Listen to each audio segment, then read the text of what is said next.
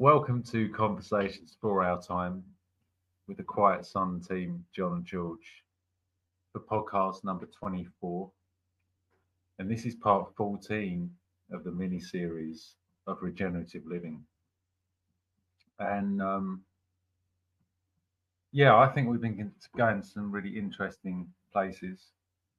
And we've opened up a space for people to hopefully start to ponder this interconnectedness of everything, from the microcosm to the macrocosm. And me and George have been talking in between the podcasts, as we have been for a long time, just about these different aspects of our natural world, these phenomena that, when you see, this is why I'm such a fan of cycles and patterns, you can see these phenomena interlinked. And, this is like, in my opinion, like the more stuff I'm reading, where as we expand our understanding and knowledge of the natural world, and we see these laws, these natural laws at play, we start to kind of peel off these layers that have been built around us of like illusion. And my experience has just been that the more you give up the things that you think you know, the more knowledge and wonder that comes to you. And it's this mind thing that tries, or a conditioning of sorts, which stops us from kind of seeing the truth. So I want to kind of lay that down, because I think for both me and George, this is something that's really kind of deeply ingrained in us, that we've been on our own spiritual journey to really try and take away those layers. So in the future, we're going to be talking more about electromagnetism. We're going to be talking about hemp and lots of other different subjects. And the greatest thing about what we're doing is we can kind of go to so many different places. So this week we're going to be talking more about pollination. And George is going to kind of fill us in on what he's been discovering. And we're going to have, as usual, like a discussion around that. And hopefully there'll be some helpful things for people to take away. So, George, we spoke before. How about introduce yourself, and then you can just take it from whenever you're ready. Yeah, sure, John. Great intro. Thank you very much. And it is about, repetitive cycles. That's what cycles are. They're repetitive, and it's all there for us to learn. It's so interesting. It's so exciting, and we are just in our element when we do these kind of things. It's there for us for a reason. These cycles are there for us to learn, and there's each of the cycles that are repeated. There's more to learn. There's more to learn. It's just how deep do you want to go? There's always a layer, and it is what you're saying. A layer by layer by layer. We've got to be open-minded and say, what we were taught growing up might not actually be the necessary truth. So we have to peel the onion. We have to. What we do is it's called the word Maya, which means the illusion of self. We have to keep digging away, and when you keep digging away, you're going to find yourself. And that's the beauty of what you said, the micro to the macro. It's the law of correspondence. What is going on inside of you is happening on the outside. It has to. It is universal law. It's natural law. As above, so below, as within and so without. It's truly a beautiful concept that life is a complete mirror. And what we're going to do is we're going to touch upon in later podcasts as well. I think maybe we'll do the next one a bit more about natural law, because it has everything to do with nature, and the consequences of it, of what happens if we do go against nature. And this is what's happened. This is, you know, this is why we cannot have hemp. This is why we cannot have Nikola Tesla free energy, because we've gone against nature and we've battered her. We're not going to win. So for us to have all these things, and for nature to pave a way for these things for us, we have to be living in alignment with nature. We have to do regenerative permaculture. We have to, and we need to repair the damage that we've done, because we have done a lot of damage and we must become aware of that. But the beautiful thing is we can hurry that regenerative process, and this is what we've been talking about. So we'll talk more about that, and then John will be able to put his aspect of the Buddhism into it as well, because it's all essentially saying the same thing.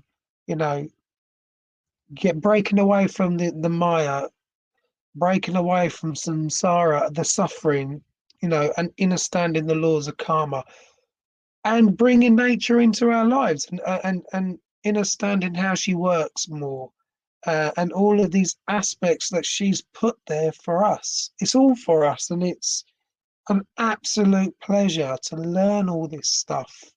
So I'm going to pick up from where we left off last week. Just wanted to finish up on the saving seeds. So open natural pollination is what we call, when we save that seed, it's true to type or true to seed, and that's what that term means. And hybrid is not, it's mixed characteristics of two varieties. But it's not, I really wanted to touch upon this last week with the word enough time, but it's not to be confused with genetically modified seeds.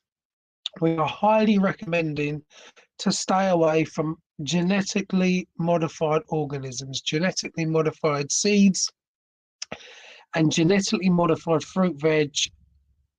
Okay, so we recommend non-GMO in everything.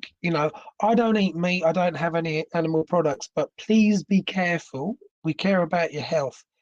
To avoid, if you're going to eat meat, avoid the antibiotics, bovine growth hormone, vaccinated meat, because that's going into your body and affecting your cells and affecting your genes, because it's been tampered with, and therefore your body will be tampered with. Okay, and that goes for the lab made meat as well. It's changing your cells. It's not natural for us. It will make you sick. It will cause cancer. So we're talking about natural. If nature didn't make it, don't use it. It's a saying from don't take it. That's a saying from Dr. Sabi, who was very much into natural food, electric food, especially with fruit and vegetables. So I wanted to put that in there as well. We need to, just understanding the generalness of how we are made up: chromosomes, DNA, genes. The chromosomes carry DNA in cells, okay? And the DNA is responsible for building and maintaining your human structure. Genes are segments of your DNA which give you your physical characteristics that make you unique. It's your blueprint. Some people say it isn't, but I like to refer to it as it's a blueprint from your soul. This is how God created you, the creator. And you don't want anybody to mess with your genetic makeup. It's important, like we touched upon epigenetics.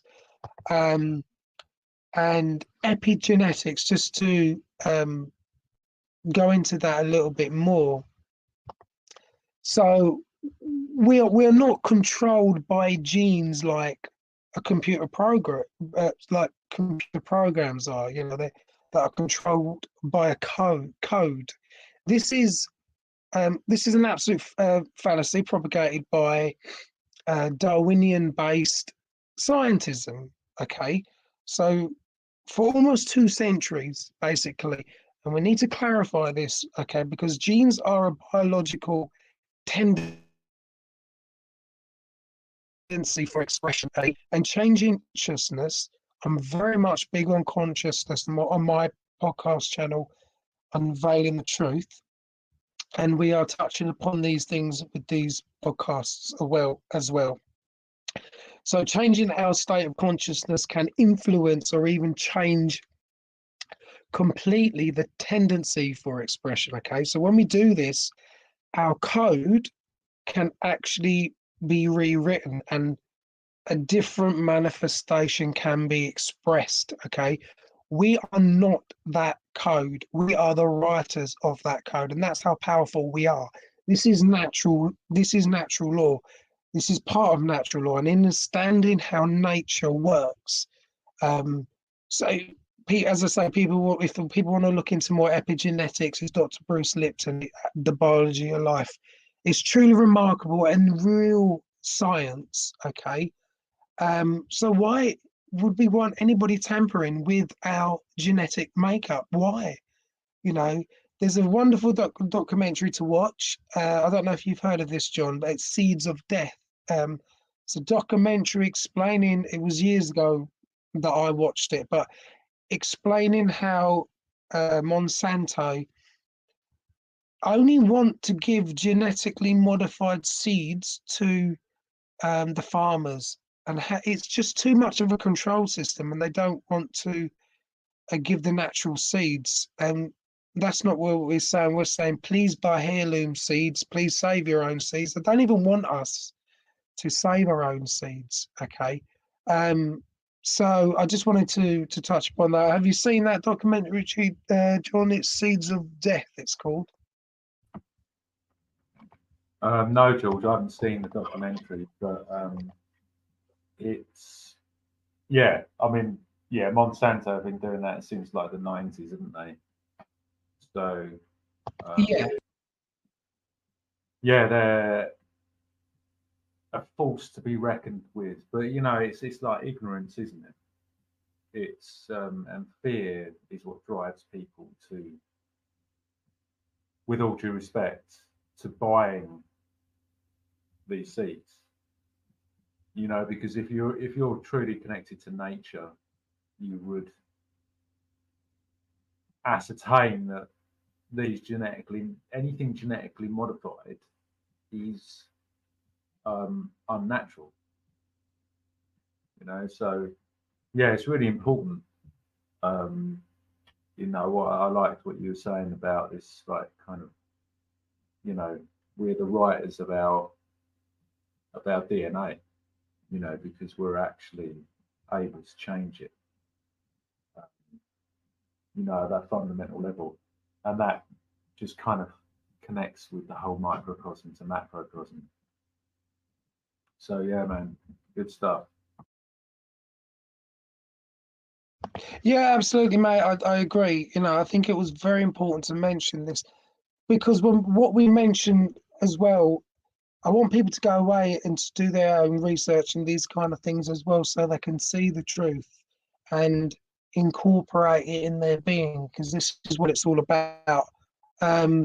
Because this is all to do with nature, all of it, and it's all there, as I say, for nature, because she wants us to bring her into our lives, in our everyday lives, and start to really understand this deep aspect of nature.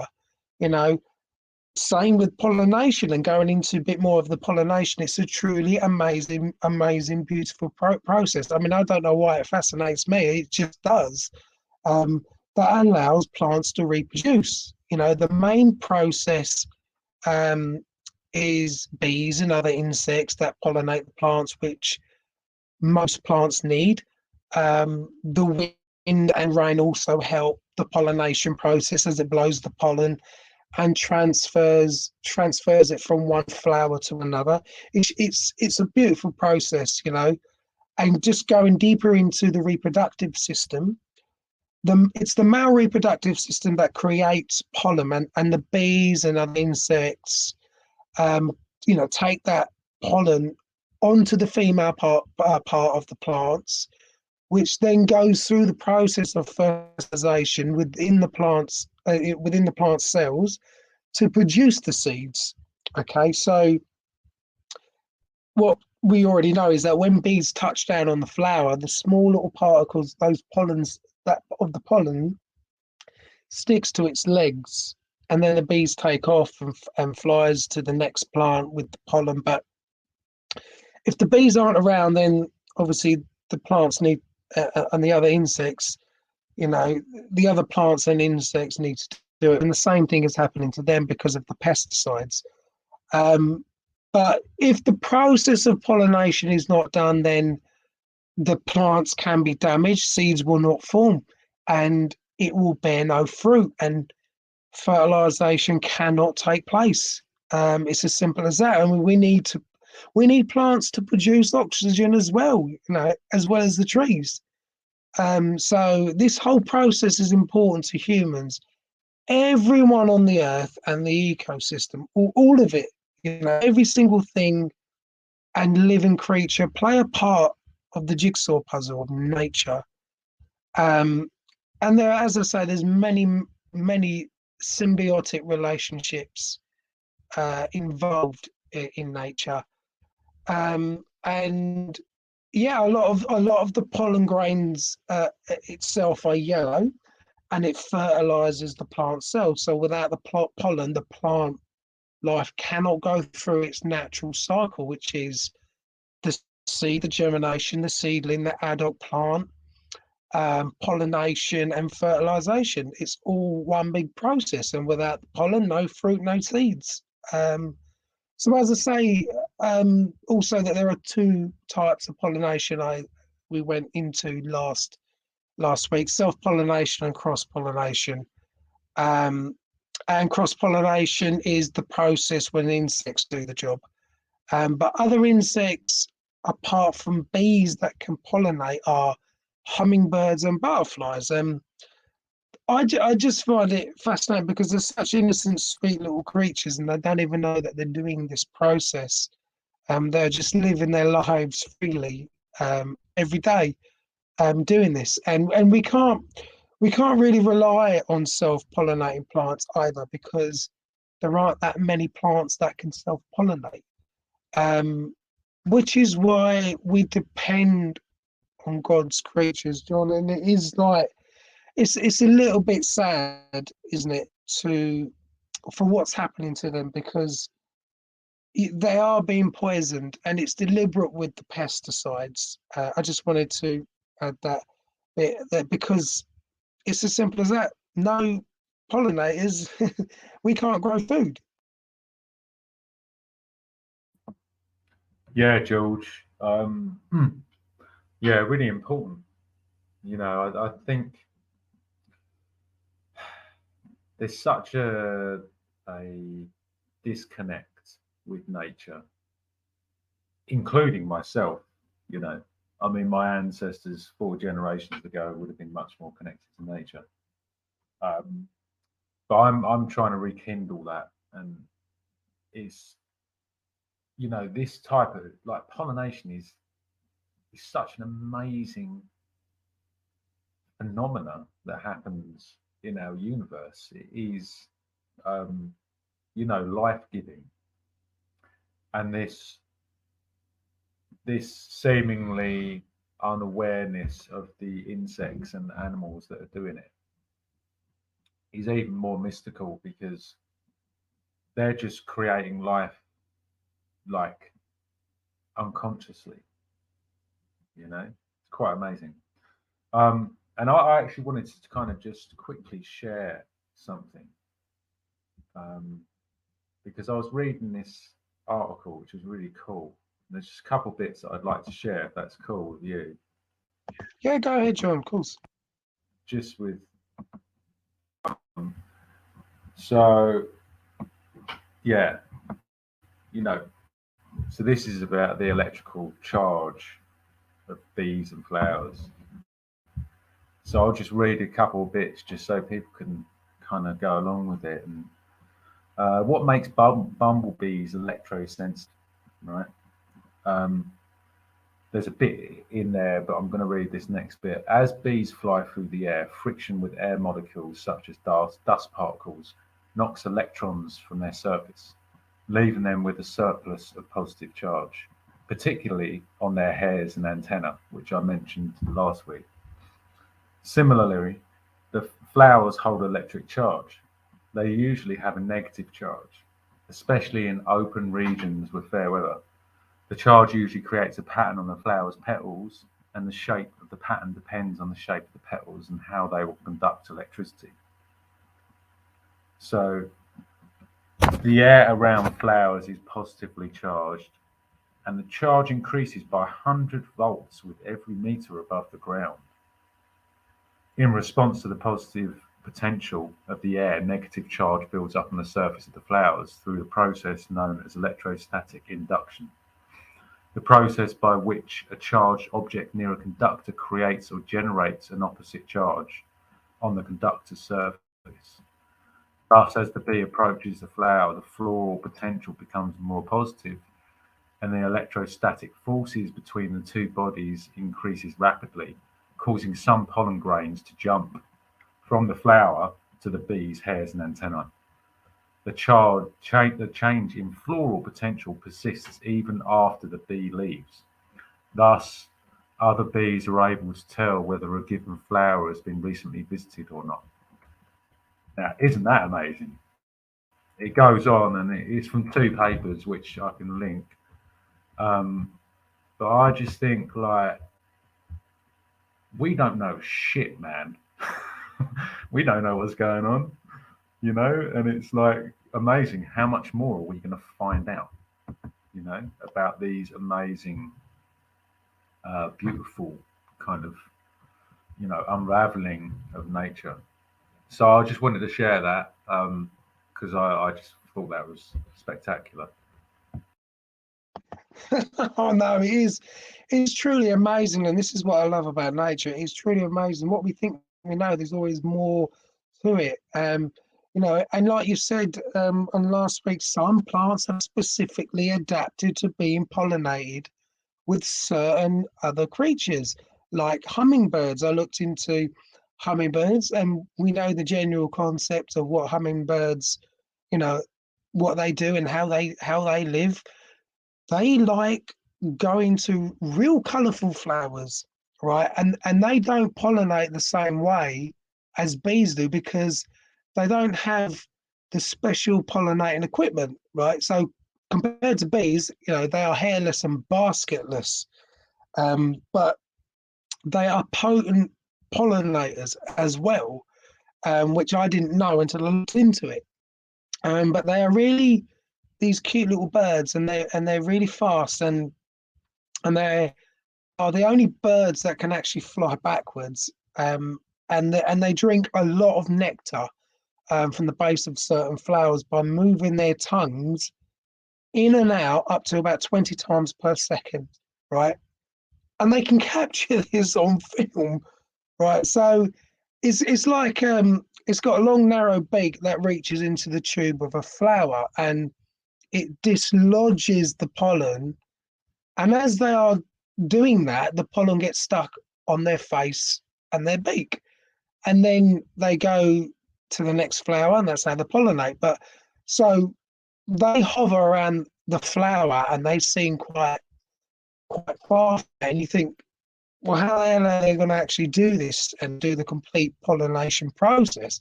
It just can't work. But that humming noise forms because of the pressure difference, because of the top side and the underside of the wings, and the wings flap back and forth, right? They can flap their wings up to 200 times per second. It's just nuts. They're very, very fast creatures, right?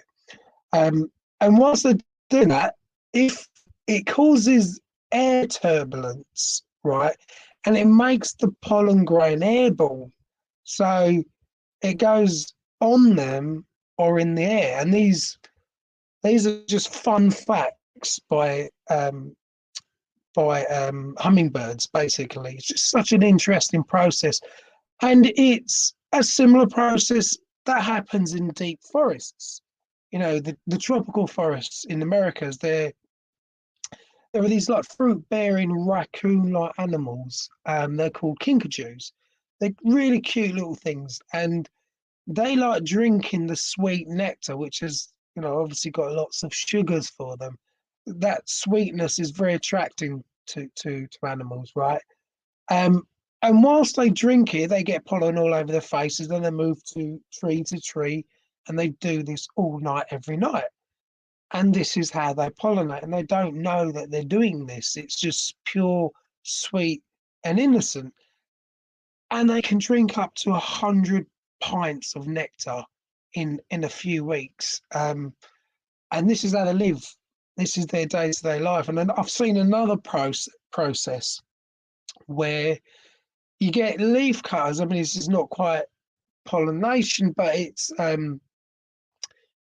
just another symbiotic relationship that is going on in the rainforest. So there's another process with these leaf cutter ants in the rainforest. There's just a whole world going on in these places, and we don't always know it. And there's millions of these tiny ants that they they carry parts of these leaves, and they provide it as food to the fungi. And in return of this symbiotic relationship, the fungi produces tiny mushrooms for the ants to eat. Um, and the fungus sends these chemical signals to the ants, and they're communicating, they're in communication with each other. And the fungus tells the ants what kind of leaves it wants as food. And then the ants travel hundreds of meters to find these leaves from these. They're called bixa, from leaves from a bixa tree. You know, it's honestly, it's just endless processes that nature does, and they just do it. You know, all these creatures in their tiny little world. It's truly marvelous. I think it's just truly marvelous, John. Yeah, George. Um, yeah, I mean it's yeah, yeah, you just can't fathom it anything. You know, we really don't know anything at all. And it's like, you know, slightly off subject, but our universe is eternal. It's always been here, always will. There's obviously a cycle involved somewhere, but how can it be anything else? It's impossible in my mind because everything else is. Like, look at fractal patterns, for instance. You know, um, so I think it's really quite. You know, the more you, like I was saying earlier, I think the more you let go, the more you expand your view and perspective of things. And it's like being hard and fast, um, you know, stubbornly held to a view. But that is, and I can see, you know, in my own self, like the arrogance that I've had, I still have, you know, thinking I know something. And I know something about that thing, but I don't know everything about that thing. It's impossible to know everything about that thing because it's connected to everything else. You know, and until you get to the point where you surrender, um, you'll always be tripping yourself up because every time you feel resistance, it means you're held on to attachments, whether that's ideas or whatever. You know, it doesn't mean you need to be a pushover. It just means that you can be sure of something until someone shows you something different. And then if you consider that to be part of what you know, you expand your view of the universe, and it doesn't matter who's right, who's wrong, because both people are going to be right and both people are going to be wrong about something. Um, and this pollination thing, that kind of veered off subject there, but I thought it was quite relevant.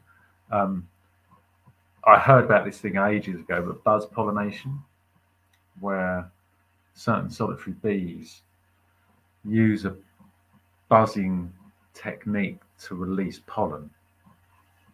Um, and it's really just, I mean, it's just another thing, isn't it? It's like, yeah, man. I mean, why wouldn't nature have devised something as beautiful as that?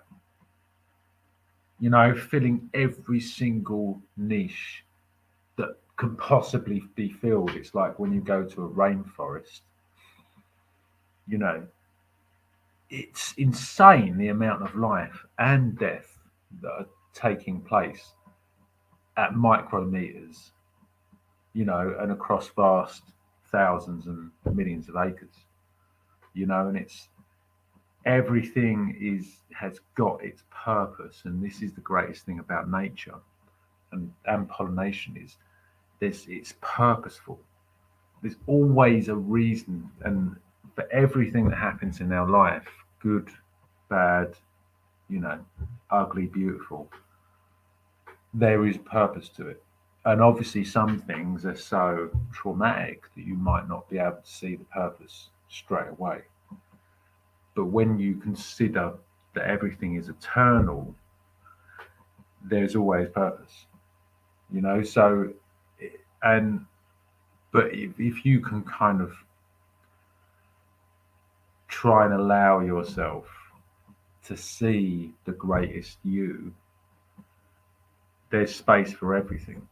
And that's where like things like equanimity come in, because you can see the horror in something and also see the beauty in it. And really, when you get down to the philosophy, is there is no good or bad. If you were an observer of life, although that's probably impossible, but say you're from a different dimension or whatever, you might be able to have that openness to be able to see that. And so, yeah, I'm just linking this to the fact that it's our mind or our ego or whatever you want to call it that prevents us from opening, expanding, achieving, being at bliss, all that stuff. And animals are just, they're there. I wrote something down yesterday, which is, am I trying to get somewhere or just try and be somewhere? And it's that be, isn't it? That being rather than going or getting to or, whatever it may be. So that's my two pence worth. No, I think you're spot on there, and it is about being. I don't think there is a destination. Um, it is about being. That word being, you know, etymologically, if you break that down, being, ing is energy, energy, your energy.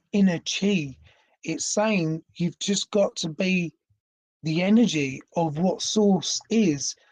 um you're right in saying well, in the eyes of source energy there is no right and wrong.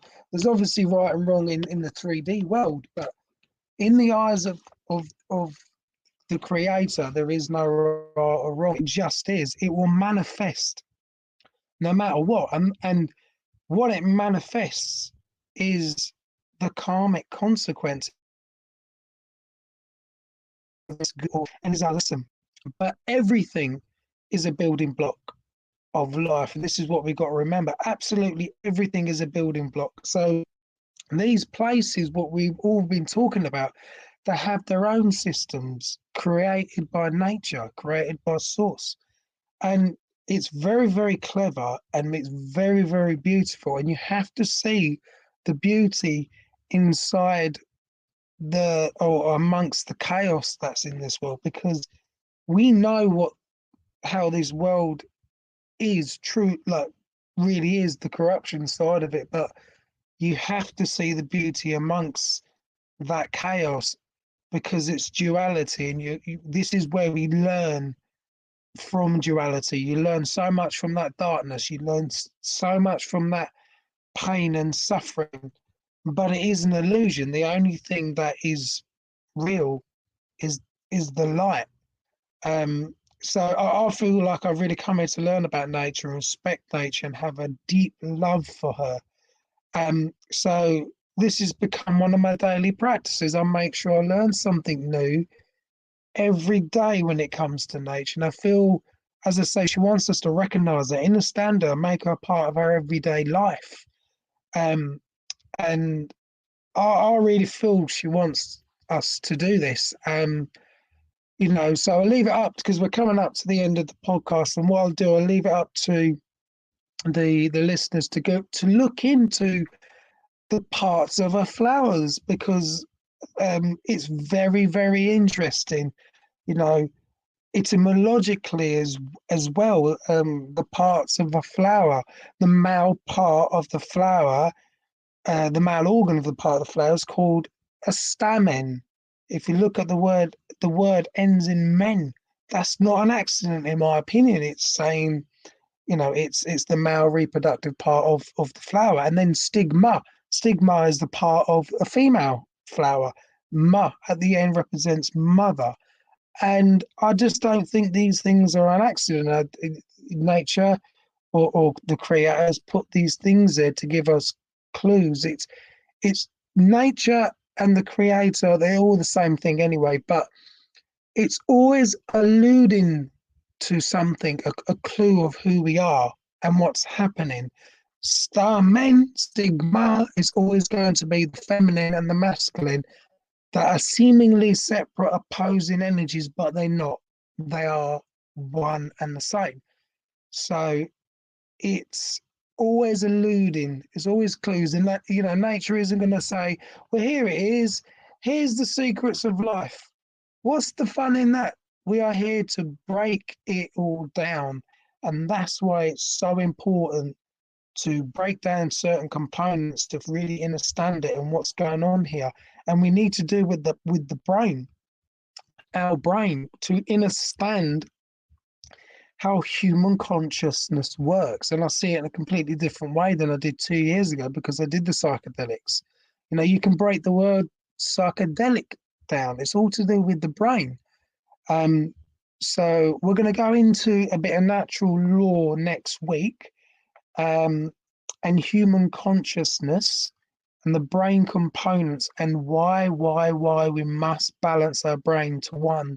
And this is what I've done. This is what John is doing. He's doing his own introspective work.